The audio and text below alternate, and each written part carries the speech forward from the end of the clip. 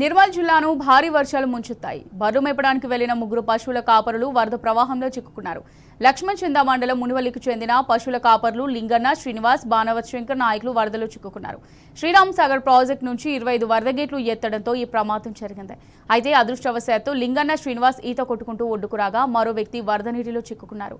అయితే ఈ వరద ప్రవాహంలో 60 బర్లు చిక్కుకోగా జిల్లా ఎస్పీ జానకి షర్మిలతో పాటు రెస్క్యూ టీం రక్షణ చర్యలు చేపట్టారు.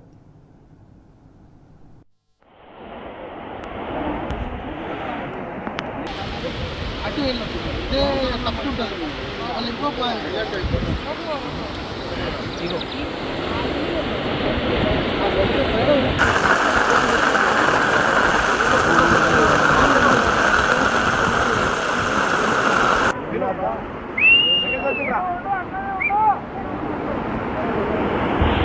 ఆడనే ఉండమని ఏమనకు తర్వాత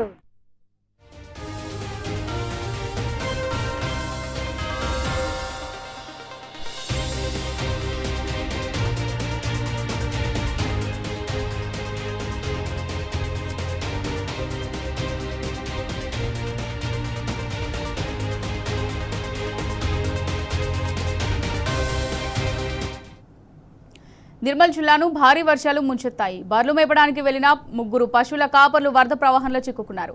లక్ష్మణ్ చందా మండలం మునిపల్లికి చెందిన పశువుల కాపర్లు లింగన్న, శ్రీనివాస్, బానవత్ శంకర్ నాయకులు వరదలో చిక్కుకున్నారు. శ్రీరామ్ సాగర్ ప్రాజెక్టు నుంచి వరద గేట్లు ఎత్తడంతో ఈ ప్రమాదం జరిగింది. అయితే అదృష్టవశాత్తు లింగన్న, శ్రీనివాస్ ఈత కొట్టుకుంటూ ఒడ్డుకు రాగా మరో వ్యక్తి వరద నీటిలో చిక్కుకున్నారు. దీనికి సంబంధించి మరిన్ని డీటెయిల్స్ మా రిపోర్టర్ రాజు అందిస్తారు. రాజు,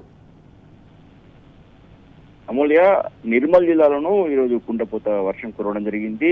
నిర్మల్ రూరల్ మండలంలో 27 సెంటీమీటర్ల వర్షపాతం నమోదు కాగా లక్ష్మణ్ చాందా మండలంలో 23 సెంటీమీటర్ల వర్షపాతం నమోదైంది.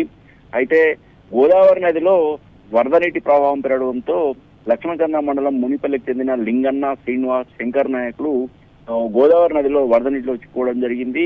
అయితే ఎగువ భాగంలో ఎస్ఆర్ఎస్ ప్రాజెక్ట్ సంబంధించిన వరద గేటును అయితే దాదాపు 50,000 క్యూసెక్ల నీటిని కిందికి వదలడం జరిగింది. ఒకసారిగా నీటి ప్రవాహం పెరగడంతో వెంటనే గమనించిన లింగన్న, శ్రీనివాసులు ఆ వరద నీటి ప్రవాహంలో గోదావరి నదిలో ఈదుకుంటూ ఒడ్డుకు చేరడం జరిగింది. అయితే శంకర్ నాయక్ మాత్రం ఈత రాకపోవడంతోనే ఒడ్డునే ఉండిపోవడం జరిగింది. అయితే ఈ విషయాన్ని గ్రామస్తులు జిల్లా యంత్రాంగం తెలపడం జరిగింది. అయితే వెంటనే అప్రమత్తమైన జిల్లా ఎస్పీ జానకి షర్మిల అలాగే అడిషనల్ ఎస్పీ సిబ్బందితో సంఘటనా స్థానం చేరుకొని ఈ శంకర్ నాయక్ ను కాపాడే ప్రయత్నం చేయడం జరిగింది. సహాయక చర్యలు చేపట్టడం జరిగింది. అయితే ఒక తాడు ద్వారా గ్రామస్తులు అలా గదగీతాల సహాయంతో శంకర్ నాయక్ ను ఒడ్డుకు తీసుకొచ్చే ప్రయత్నం చేసినప్పటికీ అప్పటికే చీకటి పడడం, అలాగే అంతకంతకు ఎస్ఆర్ఎస్సి ప్రాజెక్టు సంబంధించిన వరద నీటి ప్రవాహం పెరగడంతో సహాయక చర్యలకు బ్రేక్ పడినట్టయింది.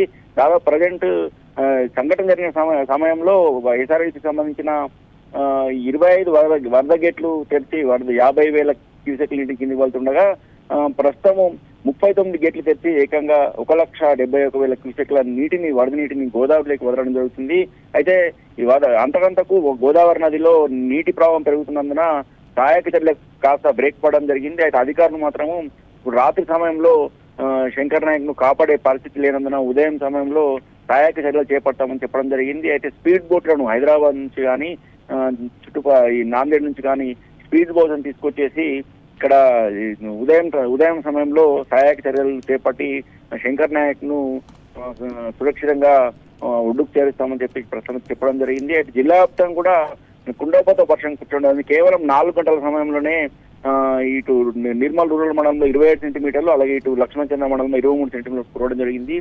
జిల్లా వ్యాప్తంగా కూడా భారీ వర్షాలు కురిసిన నేపథ్యంలో జిల్లా కలెక్టర్ అభిలాష్ అన్నావు రేపు సెలవు విద్యా సంస్థలకు సెలవు ప్రకటన జరిగింది. అలాగే ఇటు కడెం ప్రాజెక్టు సంబంధించి అంతకంతకు వరద నీటి ప్రవాహం పెరగడంతో ప్రస్తుతం 4 గేట్లు ఎత్తి దాదాపు 20,000 క్యూసెక్ల వాటర్ని కిందికి వెళ్ళడం జరుగుతుంది. అలాగే ఇటు స్వర్ణ ప్రాజెక్టు కూడా పెద్ద ఎత్తున మహారాష్ట్రలో ఎగువ నుంచి వరద నీటి ప్రవాహం మరింత పెరగడంతో ప్రస్తుతం 2 గేట్లు తెరిచి వరద నీటి కింది వెళ్ళడం జరుగుతుంది. అది గడ్డెనవాగు ప్రాజెక్టు కూడా భారీగా వరద నీరు వచ్చి చేరుతున్న పరిస్థితిలో భారీ వర్షం మరో 3 రోజుల పాటు భారీ వర్షాలున్న నేపథ్యంలో అధికారులు మాత్రం ప్రజలు అప్రమత్తంగా కోరడం జరుగుతుంది. ఇటు కడెం ప్రాజెక్టు పరివాహక ప్రాంతంలో కానీ, ఇటు స్వర్ణ ప్రాజెక్టు పరివాహక ప్రాంతంలో కానీ, గడ్డెనవాగు పరివాహక ప్రాజెక్టు ప్రాంతంలో కానీ, ఇటు గోదావరి నది పరివాహక ప్రాంతంలో లోతట్టు ప్రాంతంలో ప్రజలు వెళ్ళొద్దని చెప్పేసి విజ్ఞప్తి చేయడం జరిగింది.